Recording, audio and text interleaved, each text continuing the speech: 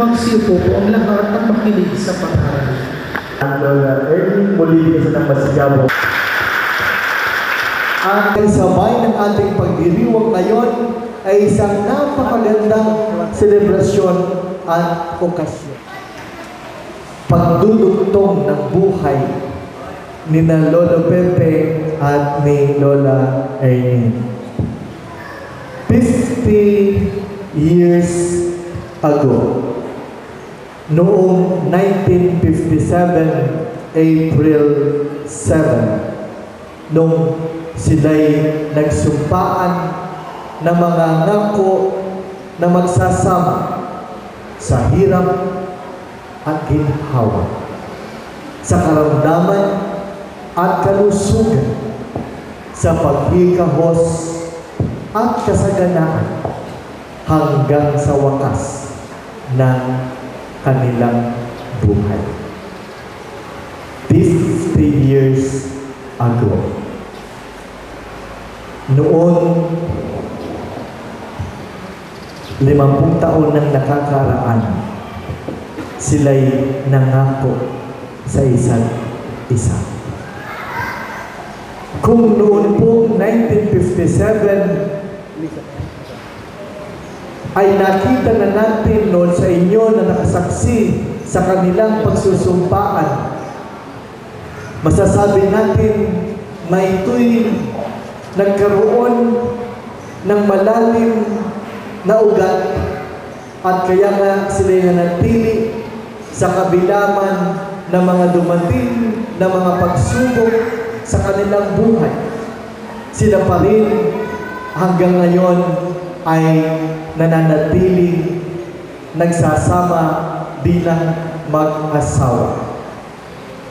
Noong 1951, nung sila po'y unang pinagtagpo ng tadhana, si Lolo Pepe ay sadya namang nahulog ang kanyang puso sa isang magandang dilag na hanggang ngayon ay magandang-maganda pa rin. 1951, nung si Tatang Pepe, ayon sa aking bubuwit, ay sinabi na noon nga siya'y estudyante pa sa Northern Tarlac College at bilang isang working student, siya'y na-assign sa school library at si Lola Ernie o Irene ang kanyang tawag noon ay dapat sana'y mag-aaral ng nursing doon sa University of Santo Tomas.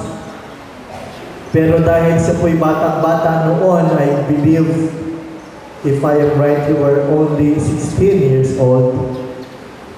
At kayo'y hindi nga nakapagpatuloy doon. But in a way, God arranged things for her at siya ay kumuha ng 2 taon sa elementary teachers na kung saan siya po'y nagsikap na makapag-aral at siya ay binayaan ng Diyos. Pansamantalang sila'y nagkawalay, subalit si Lolo Pepe talaga namang masugid na nanligaw sa kanyang minamahal.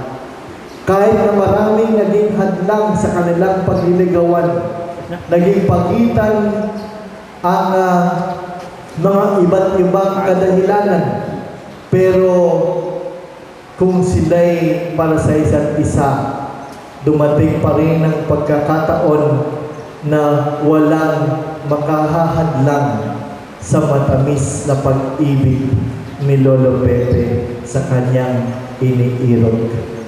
Kaya nga, nakakatuwang isipin na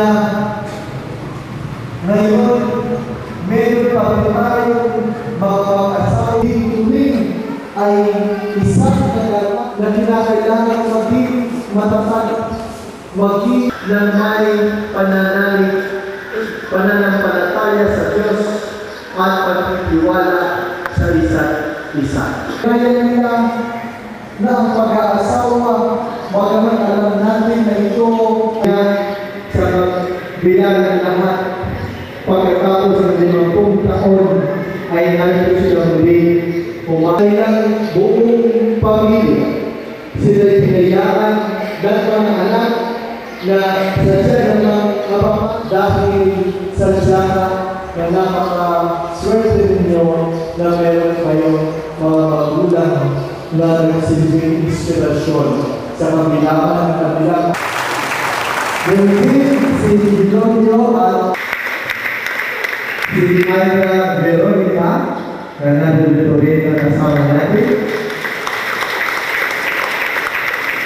At si Sebastian Jr. at si Andy.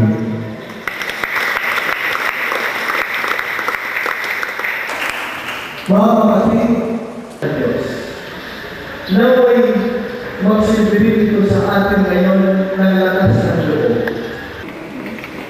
ang pangako na kanilang binitawan ng 50 taon natin na ang lahat ng ito'y hindi ang ulit pagdiwang ang sakramento ng matrimonio. Sa pagkakataon ito, Lolo Pepe ang upang maipagpatuloy ninyo ang misyon na ibinibigay sa inyo ngayon at patuloy na ibibigay ng Diyos.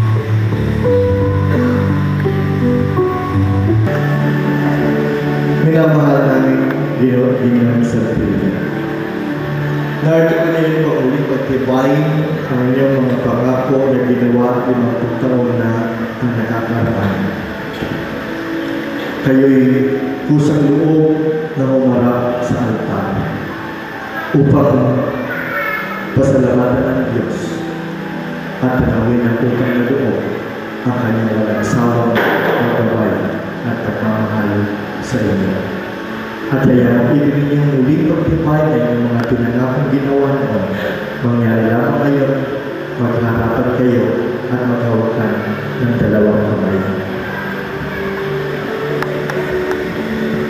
Muli niyong ipahayag ngayon ang inyong pagmamahalan sa isa't isa. At muli po, sagutin lamang ito ng buong katotohanan. Ganyan sa Pilihan, ulo na Pilihan. Kayo po ba'y muling naparito ng pusang loob upang muling pagtibayin ang pagmamahal sa inyong asawa at patuloy na ibigin at paglilingkuran siya? At kaya na po Ginoong Santiago. Kayo po ba'y naparito muli ng pusang loob upang muling pagtibayin ang inyong pangako na ginawa 50 taong na nakaraan at patuloy na ibigin ang inyong asawa alinsunod sa ating simbahan? Opo, Father. Yayamang ninanais ninyo na pagtibayin ang inyong pangako sa isa't isa.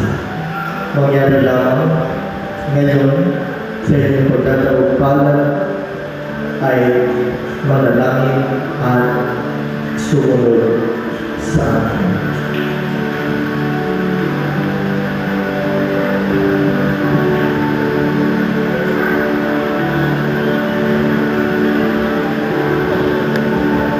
Ipagkaloob mo Na may patuloy na magkaisa ng puso at kaluluwa. ngayon sa hirap na ginhawa sa karamdaman at kalusugan sa paghihirap at kasalanan Hanggang sa wakas ng aming buhay. Ako, sa kapangyarihan ngayon ng Santa Iglesia at sa lahat ng mga naririto na sumasaksi sa inyong muling pagsusumpaan, ay aking muling pinagtitibay ang inyong pagsasama at pangako sa sakramento ng kasal, at patuloy kayong pagpalain at bendisyonan ng Ama, ng Anak, at ng Espiritu Santo. Amen. At ang banal na tubig na ito ay magpapaalala lagi sa inyong pagmamahala at pagkasama kay Kristo. At yayaman ngayon, kayo'y naparigo kung pagtibayan ng inyong pangako sa isa't isa. Binibigyan kayo ng pagkakataon.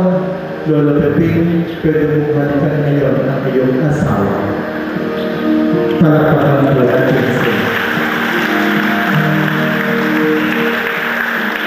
At sa pagkakataon ito ay aking tinatawagan ang tumatayong Desmond at Maid of Honor upang dalhin ng mga aras at singsing na siyang simbolo at sagisag ng kanilang pagkakaisa bilang mag-asawa. Tulong sa atin ng Panginoon na may gawa ng langit at lupa, manalangin tayo. Basbasan mo, Panginoon, ang iyong mga lingkod na sina Peping at Ernie at pagkalooban sila ng masaganang kabuhayan na nakalarawan sa mga aras na ito hanggang sa mata mo ang buhay na walang hanggan. Amen. At muli mong basbasan ang mga singsing na ito upang sa buhay ng pagsusuot ay patuloy sila magmahalan ng buhay at huwag magtaksil sa kanilang sumpaan alang-alang kay Kristo na aming Panginoon. Amen. May I request the sponsors to please stand. Nino at Nino. Na umakit kayo upang basbasan ang mga aras at singsing. Ang iyong mga lingkod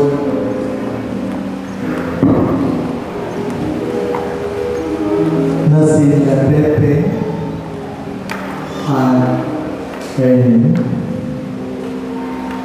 at patuloy silang pagkalooban ng masaganang kabuhayan na nakalarawan sa mga aras na ito hanggang sa mata mo ang buhay na walang hanggan. Amen. Ang mga ninong.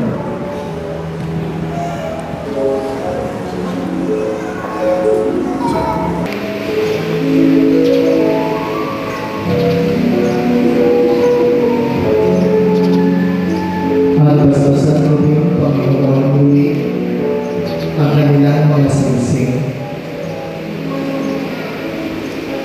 upang sa muli nilang pagsusunod nito ay patuloy silang magmahalan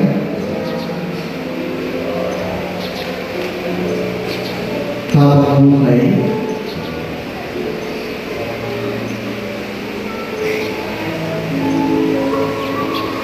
at huwag magtaksil sa kanilang sumpaan alang-alang kay Kristo na aming Panginoon. Amen.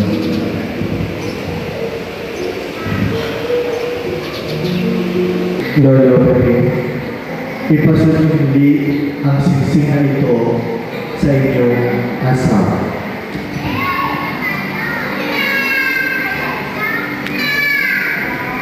Mary, isuot mo muli ang singsing na ito, tanda ang aking pag-ibig at katapatan sa ngalan ng Ama, ng Anak, ng Espiritu Santo. Amen. At ngayon, halikat po ninyo ang mga asawa. Palakpakan po natin sila.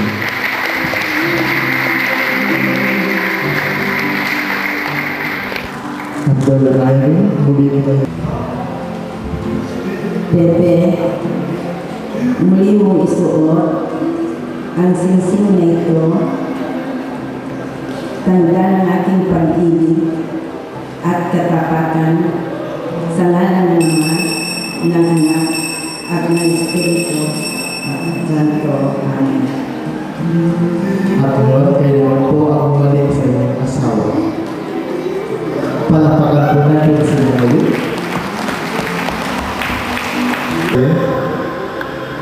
Muli ko may binibigay ang mga anak na ito. Tandaan ang aking pagsuyo sa iyo. Sa ngalan ng Ama, ng Anak, ng Espiritu Santo. Inaalap ko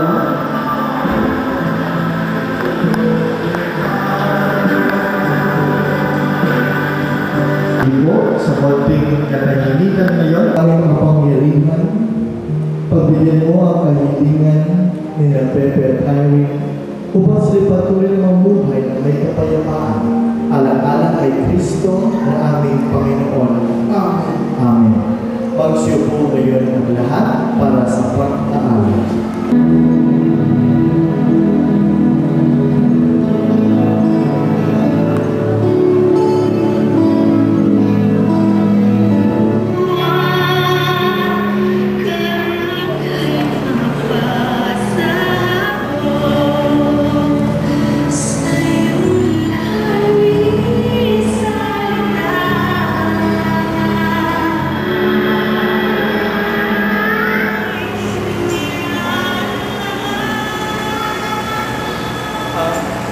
Ng simbahan.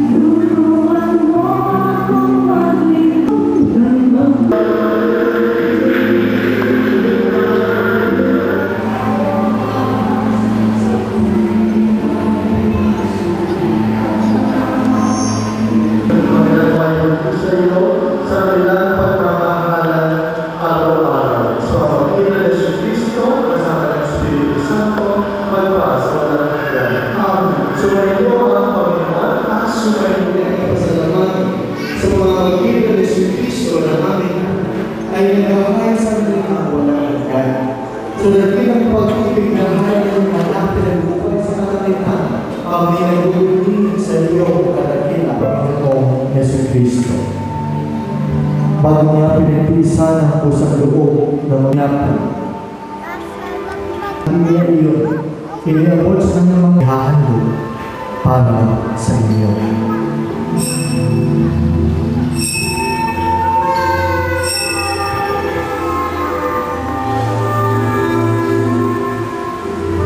Inyong lahat ito at inumin. Gawin ninyo ito bilang pagkaalaala sa akin.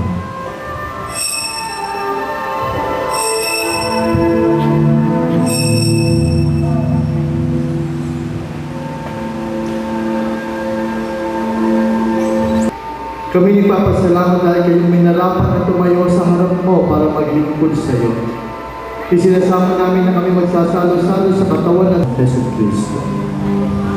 Sa pamamagitan ni Kristo, kasama niya sa Amen. Magsitayo na po tayong lahat. Please all stand. at sama-sama tayo ngayon.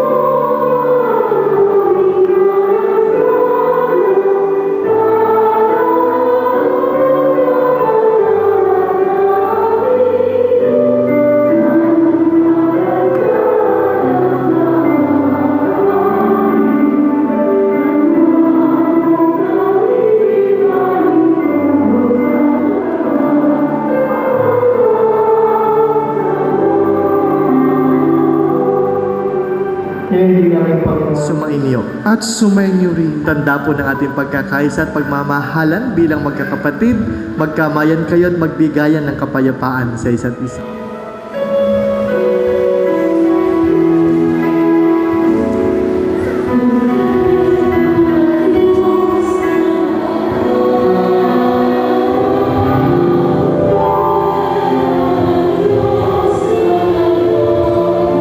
Panginoon, hindi ako karapat-dapat na magpatuloy sa iyo, ngunit sa isang salita mo lamang ay gagaling na ako. Ang katawan na dugo na awa ni Kristo ay dalhin tayo sa buhay na walang hanggan. Amen.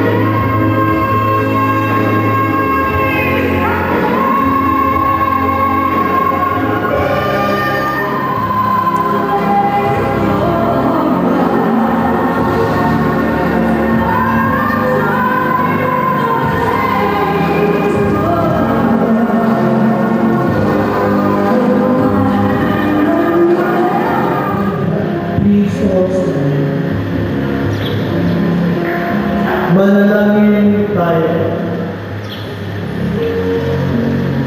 Aming mapagmahal, patibayin nawa ng paghahain ng ilang pinagsaluhan ang muling pagtatali ng puso ni Ginoong at Ginang Santillan. Ang bigis ng pag-ibig na iyong ibigay ay patuloy nawa humigpit at tumibay sa pamamagitan ng Kristo kasama ng Espiritu Santo magpa sa walang hanggan. Amen. At bago po ang pagbibigdisyon. Sa pagkakataon ito, nais ko naman na niyang umakyat sa altar, sinasyan ko, ayan binahabot ang aking paghati sa inyo po na kanilang mga anak. Pati na rin ang aking pagbati sa mga manugang at mga apo. Wala man si Sherwin o wala na si Sherwin sa sandali ito, alam ko kasama natin siya at masaya siya sa nangyayari na mga minamahal ko mga anak. Makalat kayo. Meron kayo mga magulang na kagaya nila. Nasinikap nila ang lahat. Tiniis nila ang lahat. ginawa nila ang lahat para kayo mabigyan ng magandang kinabukasan at may taguyod. Siguro alam din ninyo na kung hindi dahil sa kanila, wala kayo sa dinaranayan niyo ngayon. Hindi madali ang kanilang pinagdaanan at hindi yan higit sa inyong kaalaman. Maraming mga pagsubok, maraming mga problema, maraming kabigatian na kanilang hinarap. Pero sila'y naging matatag dahil sa inyo na kanilang mga anak. Sa pagkakataon ito, nais ko lamang nanayakan kayo. This is the best time to show your gratitude to your parents who have tried everything for you. Today, as they celebrate their 50th anniversary, I would like to invite you to share two words. Magsisimula sa pangalan hanggang sa puso. There are two things, two words I would like you to tell to your parents. First, either saying thank you.